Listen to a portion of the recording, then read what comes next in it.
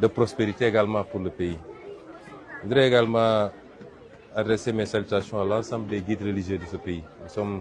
Aujourd'hui, nous célébrons une fête religieuse qui est la consécration d'un mois de pénitence pour nous musulmans.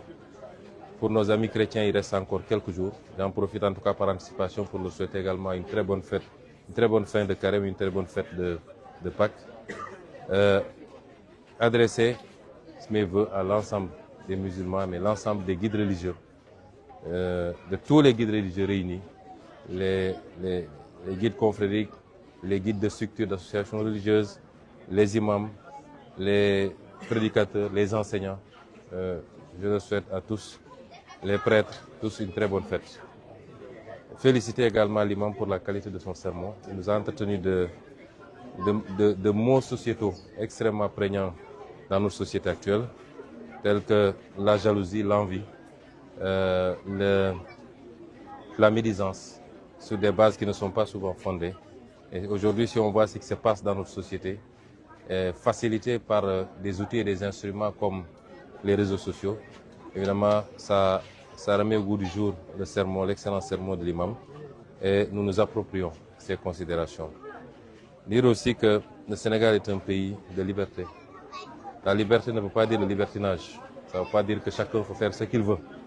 Un pays de liberté, liberté encadrée par des textes, des lois. La Constitution elle-même d'abord, des textes de loi et des textes réglementaires. Parmi ces libertés, il y a la liberté d'association, il y a la liberté politique, les libertés politiques. Et nous reconnaissons cette liberté à tout le monde. Nous-mêmes avons joui de cette liberté, continuons à en jouir, c'est pourquoi nous sommes là en train de parler. Nous avons pu en jouir en étant dans l'opposition. Nous la reconnaissons à tout le monde. Et nous sommes là en tant que tenants du pouvoir actuel pour garantir ces libertés, mais sans excès, sans exagération et sans conséquences dommageables sur la paix et la sécurité sociale. Et c'est pourquoi je voudrais lancer un appel à tout le monde, à la sérénité, au sens de la responsabilité. Nous sommes tous Sénégalais. Chacun a le droit de s'opposer par les idées, de marquer son désaccord par rapport à des politiques publiques, sans pour autant que ça prenne une certaine forme, parce que ce ne serait pas tolérable. Et nous sommes là pour assumer nos responsabilités aussi de garantir, aussi bien pour ceux qui sont avec nous que ceux qui sont contre nous. Nous ne faisons pas de distinction. Nous avons la responsabilité de préserver un certain nombre d'éléments importants pour le pays, notamment pour sa stabilité. Lancer un appel aux Sénégalais. Nous avons démarré un travail qui n'est pas un travail simple. Mais j'ai rappelé que le fondement de notre combat politique, c'est d'abord le patriotisme. Le patriotisme, c'est aimer son pays, plus que soi-même. Être prêt à tout donner pour son pays. C'est extrêmement important. Le patriotisme, ça signifie ne pas s'approprier ce qui appartient à la collectivité. Défendre les intérêts du pays. Vaille que vaille, quel que soit l'interlocuteur que vous avez en face de vous, et quel que soit le pays d'où il vient, sa puissance financière, économique, c'est de défendre d'abord les intérêts du Sénégal. Ne n'apposer sa signature que quand on est sûr que les intérêts du Sénégal sont saufs. La souveraineté ensuite, c'est extrêmement important. Un pays qui n'a pas les moyens de sa souveraineté ne peut pas être un pays indépendant. Il faut qu'on soit très clair avec les Sénégalais. Souvent, on réclame beaucoup de choses. Les Sénégalais, entre guillemets, certains d'entre nous, vont au-delà du patriotisme et de la souveraineté. Ça prend une forme même de, excusez-moi du terme, de parler de suffisance. Nous sommes, c'est bien. Mais il faut avoir les moyens de sa souveraineté. C'est extrêmement important. Quand vous dépendez trop de l'extérieur, vous êtes difficilement souverain. Et des pays ont démontré à quoi ça sert la souveraineté. Aujourd'hui, si vous voyez un pays comme l'Iran, qui malgré presque 40 ans d'embargo, de toutes sortes de persécutions, résiste encore, c'est que l'Iran a créé les conditions de sa souveraineté. Sa souveraineté technologique, sa souveraineté économique, sa souveraineté militaire, ainsi de suite, ce qui lui permet aujourd'hui de résister. Il nous faut travailler à construire cette souveraineté. Elle ne se décrète pas. Et ça passe par tout ce qu'on est en train de faire.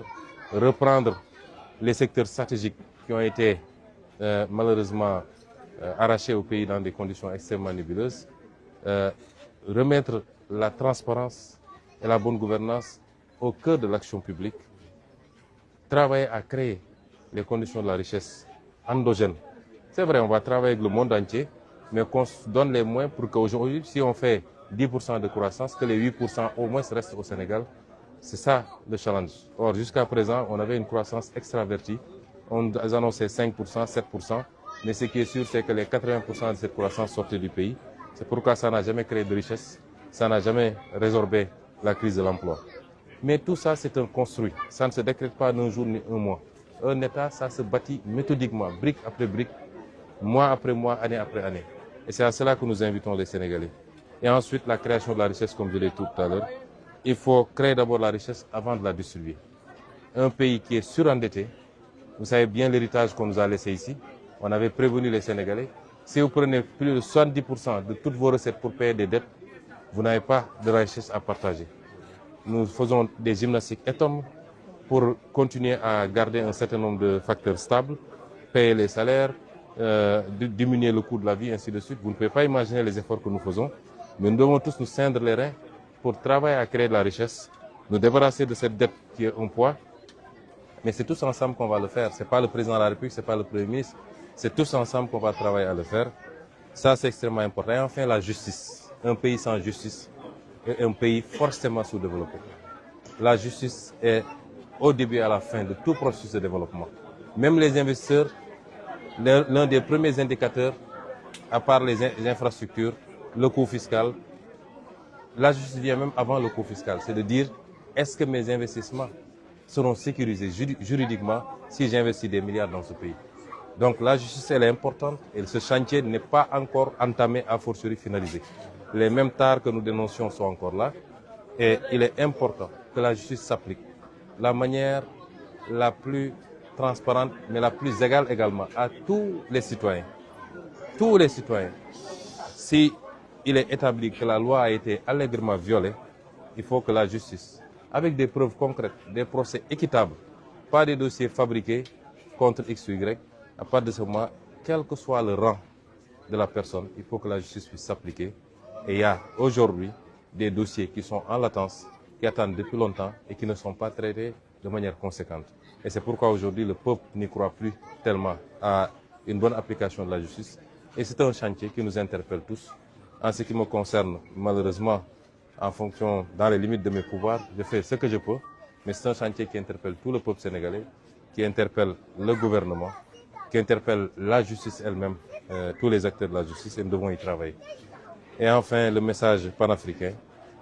J'avais depuis 10 ans, je dis aux gens qu'il est possible d'être développé, même en étant un petit pays. Mais il n'est pas possible d'être puissant. Or, ce qui se joue à travers le monde aujourd'hui, c'est des puissances. Mon rêve, c'est de voir l'émergence d'une puissance africaine. Et je pense que l'Afrique de l'Ouest a tous les atouts. Il y a une certaine intégration culturelle entre les Africains de l'Ouest. Une forte mobilité des populations. Il y a des identités fortes, des identités similaires à travers tous les pays de l'Afrique de l'Ouest. Nous avons pu mettre en place une organisation qui est celle qui fonctionne le mieux parmi les organisations sous-régionales en Afrique, qui est la CEDEAO. Et un petit cadre qui nous concerne, nous, lui ou moi. Tous les ingrédients sont là. Il faut que le leadership politique porte ce plaidoyer, mais en attendant, il faut que les peuples, parce qu'une intégration des leaders sans les peuples n'est pas une intégration. Et moi, je rêve sur les 20 prochaines années de la construction d'une puissance sous-régionale, africaine, panafricaine, qui nous permette de compter sur le plan économique, sur le plan politique, mais également sur le plan militaire, là où les décisions se prennent, qu'on puisse être siégé également, pour que l'Afrique ne soit plus ce parent pauvre de la scène internationale. Donc je vous remercie pour cette invitation. D'abord, à quand la réhabilitation du pont Iba-Diagne et l'ouverture de l'aéroport de Ziguinchor? La deuxième question, c'est les 3 bien sûr, soldats qui sont décédés au Nord-Syrien. Aujourd'hui, quel commentaire faites-vous bien sûr de cette actualité? Pour l'aéroport de Ziguinchor, en venant, j'avais même voulu atterrir à l'aéroport. J'avais demandé au ministre des Transports et au ministre des Infrastructures de voir est-ce qu'il était possible d'atterrir à Ziguinchor. Ils m'ont dit qu'ils sont en train de faire la dernière couche d'enrobé et que l'engagement qui a été pris de livrer cet aéroport en fin avril sera, Inch'Allah, respecté. Nous sommes tous pressés que cet aéroport rouvre et ça permettra de faire les travaux de sur la route de Cap Skirring de manière beaucoup plus sereine. Mais je crois que les ministres vont respecter cet agenda-là et que bientôt cet aéroport sera réouvert, Inch'Allah. Pour le pont Émile Badiane, nous avons inscrit cette année dans le budget. Vous savez, nous avions lancé le marché. Une entreprise, un consortium entre une entreprise chinoise et une entreprise sénégalaise avait gagné le marché. Mais malheureusement, la situation de la dette et la suspension de notre programme avec le FMI a fait que le financement qui devait être donné par Exim China, ils ont considéré qu'ils attendent l'évolution de nos discussions avec le FMI. Et j'ai dit on ne peut pas attendre. C'est pourquoi j'ai parlé tout à l'heure de souveraineté. Vous voyez là où c'est important d'avoir sa souveraineté. Ma stratégie, si Dieu nous aide, c'est que tous nos chantiers stratégiques, qu'on n'attende plus un financement de l'extérieur. C'est pourquoi sur le budget 2026, j'ai inscrit 30 milliards de crédits pour qu'on finalise des études et que la pose de la première pierre puisse se faire le plus tôt possible cette année 2026 et qu'avec partenaires ou sans partenaires, nous puissions commencer avec nos propres moyens. Nous sommes en train de travailler à ça et je pense que bientôt on viendra faire la pose de la première pierre. On a dit aussi que nous ne voulons pas, la doctrine du président c'est de dire partout où on fait la pose d'une première pierre, le lendemain la deuxième pierre doit être posée. Ce que les gens faisaient, on vient, on fait des cérémonies, on pose la première pierre et puis les gens disparaissent pendant 5 ans. On ne veut plus de ça. Donc si on vient pour poser la première pierre, c'est qu'on doit commencer les travaux. Et c'est pourquoi nous sommes en train de finaliser. Nous sommes conscients du danger, mais nous y travaillons. Enfin, pour la question que vous avez soulevée, je voudrais d'abord présenter mes condoléances aux familles éplorées.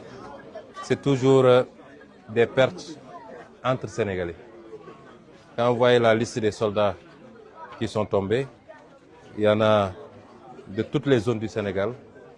Il y en a 2, je crois, qui sont ici de la Casamance, Oufali Sonko et le Badi. Il y en a qui sont d'autres zones du Sénégal. C'est des pertes douloureuses. Certainement, de l'autre côté, il y a des pertes peut-être plus importantes, mais c'est tous des Sénégalais. Je voudrais réitérer ici ce que j'ai dit depuis longtemps. Si vous vous rappelez, lors du meeting de Bignona en 2019, j'étais candidat à l'élection présidentielle.